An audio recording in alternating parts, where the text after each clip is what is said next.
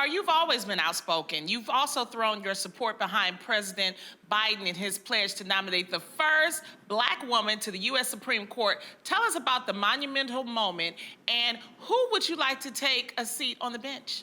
Lonnie, let me tell you something. I have had the best time being a part of this kitchen cabinet of African-American women leaders who have looked at the black women jurists who are really under contention for this seat, or I should say consideration for this seat. The president has made a promise and a vow to keep that promise to nominate the first African-American woman to fill Justice Breyer's seat when he retires.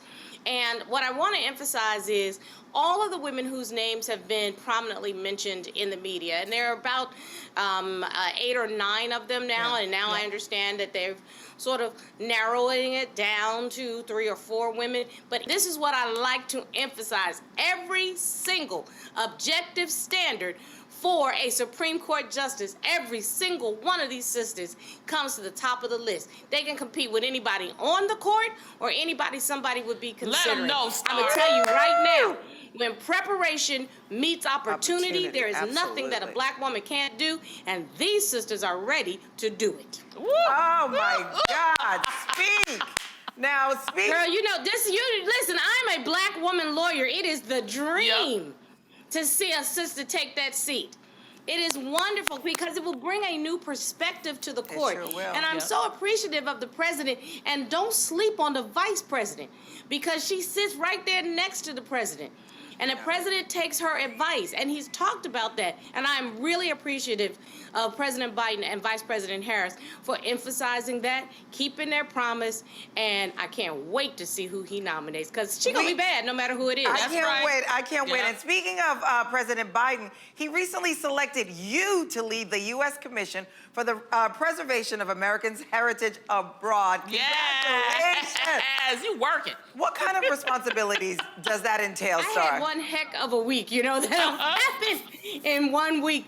But this is really the great honor of my lifetime. I think you all know that philanthropy and advocacy on behalf of diversity and equity and inclusion has really been the asterisk next to my name. I mean, yes, I'm an attorney. Yes, I've done television. But to be able to advocate for folks that are voiceless has just been my mission.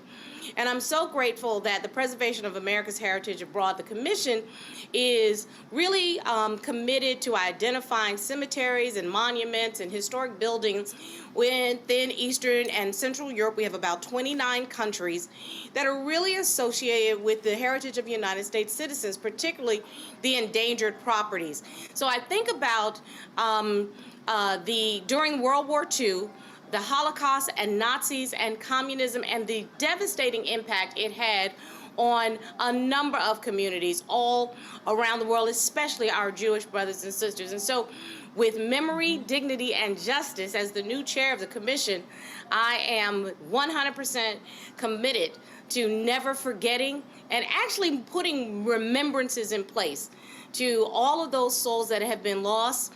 And I'm talking the Jews, the Romas, the Sinti, the Slavs, the disabled people, the LGBT folk that y'all don't always hear about, and others that were killed by the Nazis and their collaborators during the Holocaust. This is important work, and I plan to bring all of my whole self and my whole posse. And you know I got a deep posse.